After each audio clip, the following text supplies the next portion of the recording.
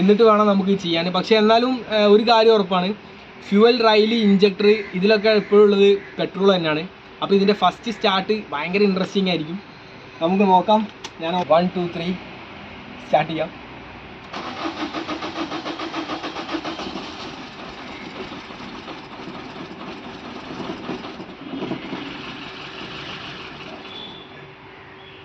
സ്റ്റാർട്ടാവുന്നില്ല. Back സൈഡിലുള്ള Swift ആട്ടോ. Okay, അപ്പോൾ ഇതിൻ്റെ കസ്റ്റമർ ലാസ്റ്റ് ടൈം എന്നെ വിളിച്ചു എന്നിട്ട് പറഞ്ഞു ഈ സ്വിഫ്റ്റ് സ്റ്റാർട്ടാവുന്നില്ല. ഓക്കെ, അദ്ദേഹം ചെറിയൊരു അബദ്ധം സംഭവിച്ചു പോയി. കാരണം ഫ്യൂവൽ തീർന്ന ശേഷം അദ്ദേഹം അതിൽ പെട്രോൾ ഒഴിച്ച ശേഷം സ്റ്റാർട്ട് ചെയ്യാൻ നോക്കി, വണ്ടി സ്റ്റാർട്ടാവുന്നില്ല. അപ്പോൾ ഗൈസ്, നിങ്ങൾ അറിയാതെ അബദ്ധത്തിലെങ്ങാനും വണ്ടിയിലേക്ക് പെട്രോൾ ഒഴിച്ച് കഴിഞ്ഞാൽ അധികം എക്സ്പെൻസ് വരാത്ത രീതിയിൽ ആ ഒരു കാറിനെ എങ്ങനെ സ്റ്റാർട്ട് ചെയ്യുക എന്നുള്ളതാണ് നമ്മളിന്ന് കാണിക്കാൻ വേണ്ടി പോകുന്നത് കേട്ടോ. അപ്പോൾ ഓക്കെ, അപ്പോൾ നമ്മൾ ചെയ്യുന്നതെന്ന് പറഞ്ഞു കഴിഞ്ഞാൽ ആദ്യം തന്നെ നമ്മൾ കുറച്ച് ക്യാനുകൾ കാര്യങ്ങളൊക്കെ കൊണ്ടുവന്നിട്ടുണ്ട്. അതുപോലെ തന്നെ നമ്മൾ ഡീസൽ കൊണ്ടുവന്നിട്ടുണ്ട്. ഞാൻ കാണിച്ചു തരാം. നമ്മൾ വന്നിട്ടുള്ളത് ഈ നാനോയിലാട്ടോ. ഓക്കെ, അപ്പോൾ നമ്മൾ ഡീസൽ കൊണ്ടുവന്നിട്ടുണ്ട്. ഡീസൽ ഏകദേശം ഇതൊരു 1600 രൂപയുടെ ഡീസലുണ്ട്. അപ്പം പ്രത്യേകം കെയർ ചെയ്യേണ്ട ഒരു കാര്യം എന്താ വെച്ചാൽ ക്വാണ്ടിറ്റി എപ്പോഴും കൂടുതൽ ഫില്ല് ചെയ്യണം, ഇങ്ങനെ ഇതുപോലെ സംഭവിച്ചു കഴിഞ്ഞാൽ. അതുപോലെ തന്നെ അപ്പോൾ നമ്മുടെ സ്വിഫ്റ്റിൻ്റെ ഒരു എൻജിൻ എടുത്തു കഴിഞ്ഞാൽ ഇതിൻ്റെ ഈ ഒരു പൈപ്പ്, അതായത് ഇതാണ് ഹൈ പ്രഷർ പൈപ്പ് വരുന്നത്. നമ്മുടെ ഫിൽറ്റർ കഴിഞ്ഞിട്ട് വരുന്ന പൈപ്പാണ് ഈ ഒരു പൈപ്പ്. അപ്പം നമ്മളിപ്പോൾ ഇവിടെ ഡിസ്കണക്ട് ചെയ്തു കേട്ടോ. ഇത് നമ്മുടെ ഹൈ പ്രഷർ പമ്പിലേക്ക് പോകുന്ന മെയിൻ ലൈനാണ്. അപ്പോൾ അത് ഡിസ്കണക്ട് ചെയ്ത് നമ്മൾ ഇവിടെ വേറൊരു ഹോസ് കൊടുത്തു. കൊണ്ടുവന്ന ഹോസ് ഹൈറ്റ് കുറച്ച് കുറഞ്ഞു പോയി. കുറച്ചുകൂടെ ഉണ്ടെങ്കിൽ നമുക്ക് ഈ ക്യാൻ താഴെ വെക്കായിരുന്നു. എന്തായാലും കുഴപ്പമില്ല.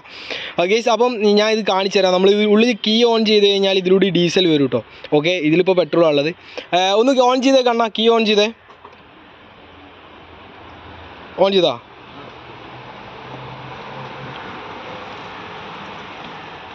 ഇതാ വരുന്നുണ്ട് കേട്ടോ, ഡീസൽ വരുന്നുണ്ട്. ഓക്കെ, ഇതിലും കൂടുതലുണ്ടായിരുന്നു കേട്ടോ. നമ്മൾ കുറേയൊക്കെ നമ്മൾ എടുത്തതാണ്. അപ്പോൾ നമ്മൾ കയ്യിലേക്ക് ശരിക്കും വരുമ്പോൾ തന്നെ ഫീൽ ചെയ്യുന്നുണ്ട് ആ ഒരു പെട്രോളിൻ്റെ ആ ഒരു തണുപ്പും കാര്യങ്ങളൊക്കെ ഫീൽ ചെയ്യുന്നുണ്ട് കേട്ടോ. ഓക്കെ, നമ്മളിതാ ഒന്നും കൂടെ കീ ഓൺ ചെയ്യാൻ വേണ്ടി പോവാണ്. ഇപ്പോൾ കീ ഓൺ ചെയ്തു കേട്ടോ, ലൈറ്റുകളൊക്കെ വന്നു. അപ്പോൾ ഈ നമ്മൾ കീ ഓൺ ചെയ്യുന്ന സമയത്ത് ഏകദേശം ഒരു കുറച്ച് സെക്കൻഡ്സ് ഫ്യൂവൽ പമ്പ് ഓണായി നിൽക്കും. അത് കഴിഞ്ഞാൽ ഓട്ടോമാറ്റിക്കലി കട്ട് ഓഫ് ആവും കേട്ടോ. എല്ലാ ഫ്യൂവൽ പമ്പും അങ്ങനെയാണ് ഉണ്ടാവുക. അപ്പോൾ ആ സമയത്ത് നമുക്ക് ടാങ്കിലുള്ള പെട്രോളിനെ നമുക്ക് സ്ട്രെയിറ്റ് ആയിട്ട് അപ്പോൾ അവിടെ ക്യാൻ വെച്ചിട്ടുണ്ട്. അതിലേക്ക് നമുക്ക് പെട്രോളിനെ കംപ്ലീറ്റ് ആയിട്ട് എടുക്കണം. ഫുള്ളായിട്ട് നമ്മൾ എടുത്ത ശേഷമായിരിക്കും നമ്മൾ ഡീസൽ ഫില്ല് ചെയ്യുക. ഓക്കെ, അതുപോലെ തന്നെ നമ്മൾ വേറൊരു കാര്യം കൂടെ കാണിക്കുന്നുണ്ട് കേട്ടോ. ഇപ്പം ഞാൻ കീ ഓഫാക്കി ഒന്നും കൂടെ ഓണാക്കി. ഇനി നമ്മൾ വണ്ടി ഒന്ന് മെല്ലെ ഷെയ്ക്ക് ചെയ്ത് കൊടുക്കണം. ഷെയ്ക്ക് ചെയ്യുമ്പോൾ അതിലൂടെ ഫ്യൂവൽ വരുന്നുണ്ട്.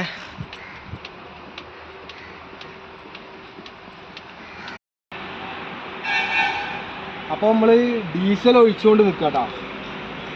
ഇപ്പം നമ്മൾ ഫുള്ളായിട്ട് ഡ്രെയിൻ ചെയ്തു. ഇതിൽ വേറൊരു കാര്യം കൂടെ ഉണ്ട് കേട്ടോ.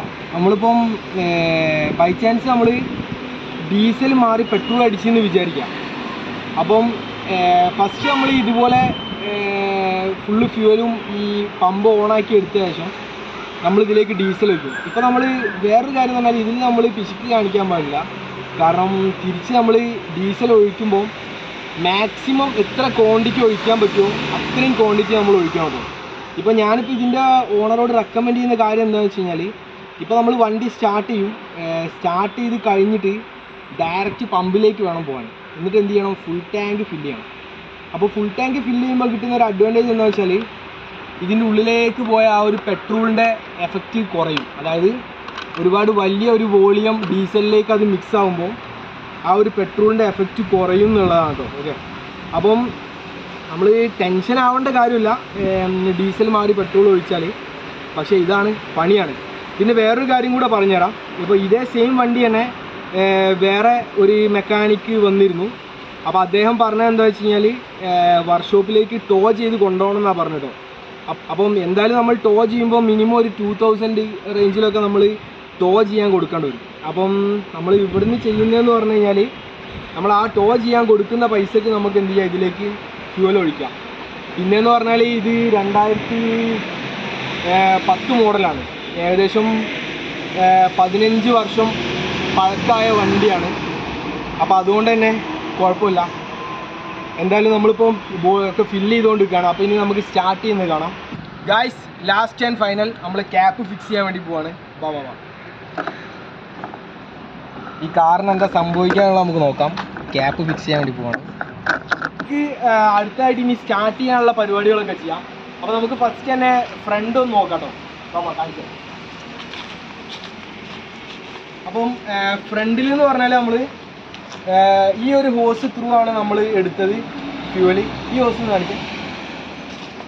ഇതാട്ടോ നോക്കി വെച്ചോ, ഈ ഒരു ഹോസ് വഴിയാണ് ഇത് ഡയറക്റ്റ് പമ്പിലേക്കുള്ള കേട്ടോ. റിട്ടേൺ ലൈൻ സ്റ്റാർട്ട് ചെയ്യുക ഈ ഒരു ലൈനുകളുടെ ഒക്കെ അവിടെ നിന്നായിരിക്കും റിട്ടേൺ ലൈൻ സ്റ്റാർട്ട് ചെയ്യുക. ഇതാണ് മെയിൻ നമ്മുടെ പമ്പിലേക്ക് ഇന്ന് വരുന്ന ലൈനാണിത്.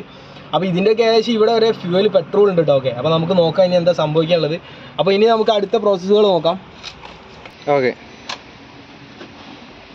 നമ്മളിപ്പോൾ കീ ഓൺ ചെയ്തു കേട്ടോ. അപ്പോൾ കീ ഓൺ ചെയ്ത് കഴിഞ്ഞാൽ ഏകദേശം ഒരു 12 സെക്കൻഡ് ആ ഒരു റേഞ്ചിലൊക്കെ ആയിരിക്കും ഫ്യൂവൽ കട്ട് ഓഫ് ഉണ്ടാവുക.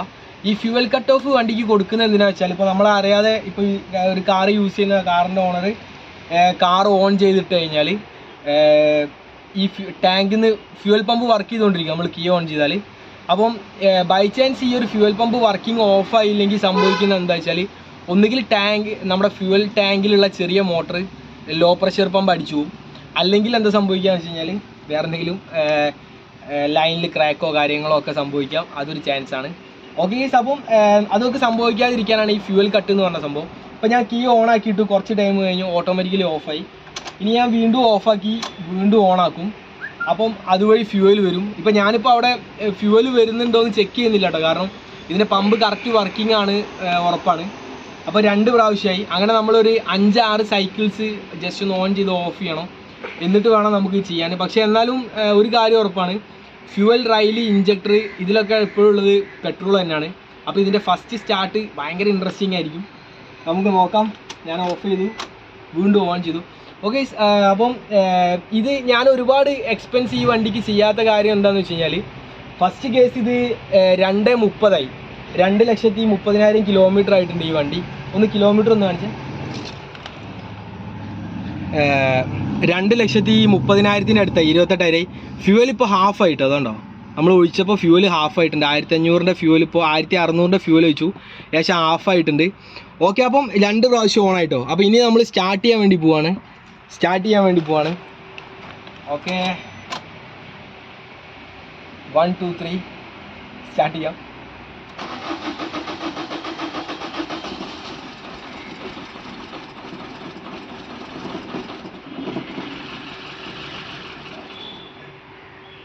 സ്റ്റാർട്ട് ആവുന്നില്ല. ഓക്കെ, അപ്പോൾ നമ്മൾ ഓഫ് ചെയ്തു. ഗൈസ്, ഇപ്പോൾ സംഭവിച്ചത് എന്തായിരിക്കും എന്നറിയോ? അതായത് നമ്മളെ ഫ്യൂവലിൻ്റെ റെയിലില്ലേ, ഫ്യൂവലിൻ്റെ റെയിൽ ഇഞ്ചക്ടർ അതിലൊക്കെ എപ്പോഴും ഉള്ളത് പെട്രോളാണ്. ഓക്കെ, അതിനി റിട്ടേൺ വരണം. അതായത് നമ്മളിപ്പോൾ ഒഴിച്ച ഒരു ഡീസൽ ഇതിലൊക്കെ കയറിയിട്ട് റിട്ടേൺ വരണം. അപ്പോൾ നമുക്കിനി ഒന്നും കൂടെ ഒന്ന് സ്റ്റാർട്ട് ചെയ്യാം.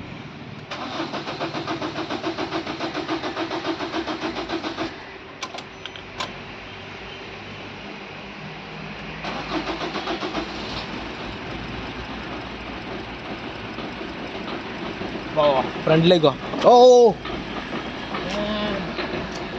സ്മോക്ക് നല്ല പുകയാട്ടാ. ഈ സമയത്ത് ഒരിക്കലും തന്നെ ത്രോട്ടിൽ കൊടുക്കരുത്. നല്ല പേഷ്യൻ്റ് ആയിരിക്കണം നമ്മൾ വിചാരിക്കും പെട്ടെന്ന് വണ്ടി സ്റ്റാർട്ടായല്ലോ പെട്ടെന്ന് എടുത്തിട്ട് പോവാം. ഒരിക്കലും ത്രോട്ടിൽ കൊടുക്കരുത് വണ്ടി. കാരണം നമ്മുടെ ഇഞ്ചക്ടറിൻ്റെ ഉള്ളിലൊക്കെ എപ്പോഴും ഉള്ളത് പെട്രോളിൻ്റെ അംശമാണ്. അതായത് ആ ഒരു പെട്രോൾ സംഭവിക്കുക എന്താ വെച്ചാൽ ഇഞ്ചക്ടറിനെ ഡാമേജ് ആക്കാൻ ചാൻസ് ഉണ്ട്. അതുകൊണ്ട് ഒരിക്കലും തന്നെ ഇപ്പോൾ സ്റ്റാർട്ട് ചെയ്തത്. നമുക്കിനി എഞ്ചിൻ്റെ അടുത്തേക്ക് പോയി നോക്കാം.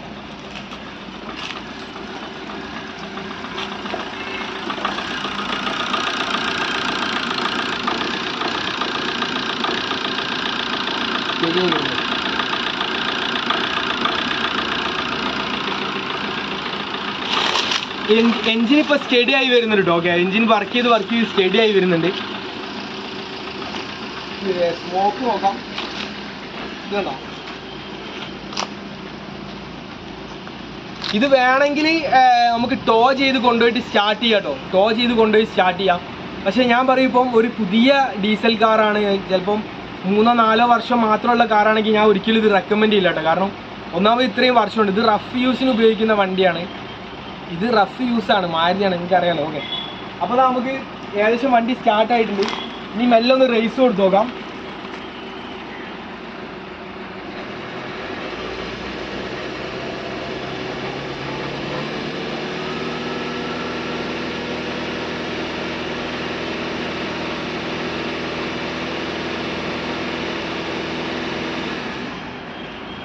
നമ്മളെ നാനോ കറുത്തു പോകും.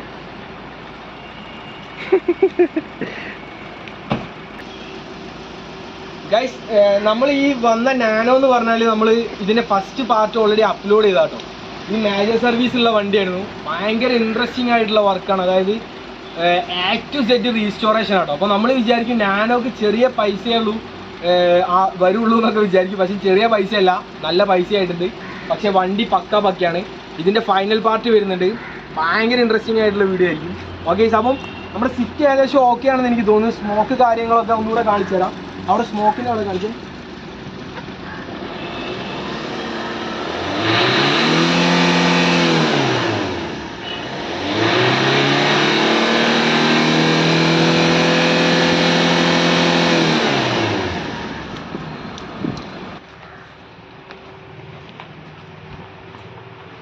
ഇത് സംഭവം ഭയങ്കര സിമ്പിൾ ആയിട്ടുള്ള എൻജിനാട്ടോ. കാരണം ഇത് ഈ എൻജിൻ ഇപ്പം നിർത്തിയത് ഭയങ്കര വിഷമമായി പോയി. കാരണം എനിക്ക് മാത്രമല്ല, ഈ എൻജിൻ ഇഷ്ടപ്പെടുന്നവർക്കൊക്കെ ഈ എൻജിൻ ഇനി സുസുക്കി ഇറക്കുന്നില്ല എന്നാട്ടോ പറയുന്നത്.